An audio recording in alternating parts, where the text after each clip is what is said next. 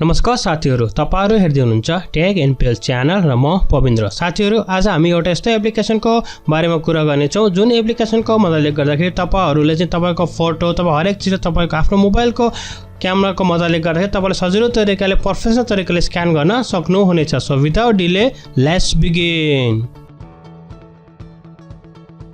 I'm coming home.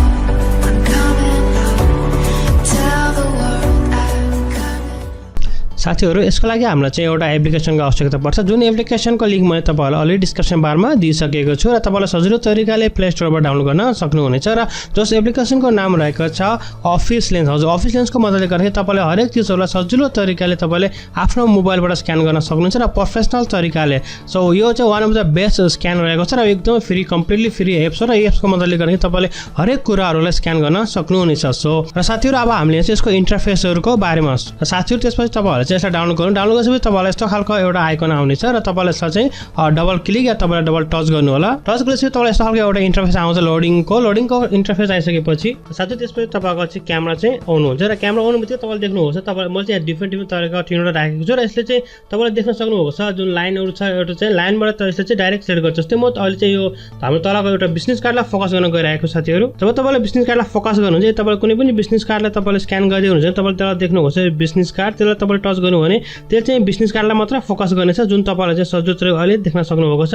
त्यसैगरी यदि तपाईले चाहिँ फोटो खिच्न चाहनुहुन्छ भने तपाईले चाहिँ फोटो जुन स्क्यान गर्न चाहनुहुन्छ तपाईले फोटोमा क्लिक गर्नु, यसले चाहिँ फोटोलाई चाहिँ गर्छ र फोटो पनि कुनै चीजलाई पनि यसले चाहिँ अहिले हाइलाइट गरिरहेको छ। सो तपाईले देख्नुभएको छ हामीसँग एउटा टिनोटा छ, एउटा चाहिँ सानो बिजनेस कार्ड अनि मैले एउटा पेपर राखेको छु अनि त्यसैगरी चाहिँ हामीले चाहिँ आफ्नो मोनिटर पनि देखिरहेका छौं र यसले कुनैलाई पनि चाहिँ फोकस गरेको छैन।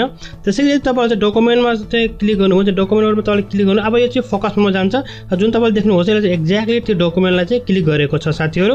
जस्तै यसले चाहिँ डकुमेन्टलाई फोकस गर्छ। त्यसपछि तपाईले यस्तो फोटो खिच्न सक्नुहुन्छ, तपाईसँग यस्तो खालको एउटा इन्टरफेस आउँछ र तपाईले सजिलो तरिकाले यसलाई क्रप पनि गर्न सक्नुहुनेछ जुन क्रप गर्न एकदम सजिलो छ साथीहरु। तपाईले यहाँ देख्नुहुन्छ तपाईलाई कतिको आवश्यकता पर्छ, कति चाहिन्छ, तपाईले सजिलो तरिकाले यहाँबाट क्रप गर्न सक्नुहुनेछ र यसलाई चाहिँ डन गर्नुस्। जब तपाईले डन गर्नु तपाईले देख्नुहुन्छ एउटा प्रोफेसनल तरिकाको तपाईको चाहिँ एउटा स्क्यान आएको छ र साथै तपाईले चाहिँ कुनै पनि साथीहरुले यसलाई सेन्ड गर्नु भने उहाँले चाहिँ भन्नुहुन्न कि तपाईले यसलाई चाहिँ मोबाइलबाट नै स्क्यान गर्नुभएको भनेर। यसरी प्रोफेसनल तरिकाले हामीले मोबाइलबाट पनि स्क्यान गर्न सकिन्छ। त्यसपछि तपाईको स्क्यान भयो र स्क्यान चाहिँ तपाईको कम्प्लिट भएपछि तपाईले चाहिँ जुन राइट गर्ने क्लिक छ त्यसमा तपाईले सजिलो तरिकाले टच गर्न सक्नुहुनेछ। र साथै त्यसपछि तपाईले विभिन्न अप्सनहरु आउँछ तपाईले कसरी चाहिँ यसलाई चाहिँ यो जुन यो डकुमेन्ट तपाईले स्क्यान गर्नुभयो, स्क्यान गरेपछि तपाईले पीडीएफ बनाउने भए तपाईले सबभन्दा जुन हुन्छ सेकेन्डमा गर्न सक्नुहुन्छ। त्यसपछि ग्यालरी छ, त्यसपछि तपाईले OneNote पठाउन सक्नुहुनेछ, OneDrive पठाउन सक्नुहुनेछ। तपाईले यदि एडिट गर्न चाहनुहुन्छ भने त्यसलाई तपाईले ओभरमा एडिट गर्न सक्नुहुन्छ र साथसाथ तपाईले चाहिँ पावर पोइन्टमा पनि तपाईले सेभ गर्न सक्नुहुन्छ र तपाईले सम्पूर्ण जुन फाइल र फर्मेटमा पनि सेभ गर्न सक्नुहुनेछ साथीहरु। र यसको मद्दतले गर्दाखेरि तपाईले चाहिँ सम्पूर्ण चीजहरु तपाईले सजिलो तरिकाले स्क्यान गर्न सक्नुहुन्छ र एउटा प्रोफेसनल तरिकाले स्क्यान गर्न सक्नुहुनेछ र जस्तो पनि भयो भने तपाईको चाहिँ बोर्डहरु भयो जो पनि भयो भने यसले सजिलो तरिकाले यसले चाहिँ आफ्नो चाहिँ जुन हुन्छ एरियालाई सिलेक्ट गर्नेछ। जस्तै हामी चाहिँ व्हाइटबोर्डमा जाम, व्हाइटबोर्डमा गयो भने यसले चाहिँ सिधा तरिकाले चाहिँ व्हाइटबोर्डको रूपमा चाहिँ यसले एंगलहरु सिलेक्ट गर्नेछ जुन तपाईले देखिसकेर राख्नुभएको छ। तपाईले डकुमेन्टमा गर्नु भने चाहिँ कुनै पनि तपाईको फाइल र फोल्डर डकुमेन्ट सजिलो तरिकाले तपाईले स्क्यान गर्न सक्नुहुनेछ। र जस्तै हामी चाहिँ अब माथि हाम्रो मोनिटरमा गर्यौं भने देख्नु साथै चाहिँ मोनिटरलाई मात्र हाइलाइट गरिएको छ। जस्तै हामी चाहिँ यदि यो मोनिटरलाई मात्र हामीले खिच्यौं भने यसले चाहिँ मोनिटरको मात्र चाहिँ जुन फोटोहरु हुन्छ खिचेर तपाई सामु ल्याउनुहुन्छ जुन तपाईले यहाँ सजिलो तरिकाले देख्न सक्नुहुनेछ।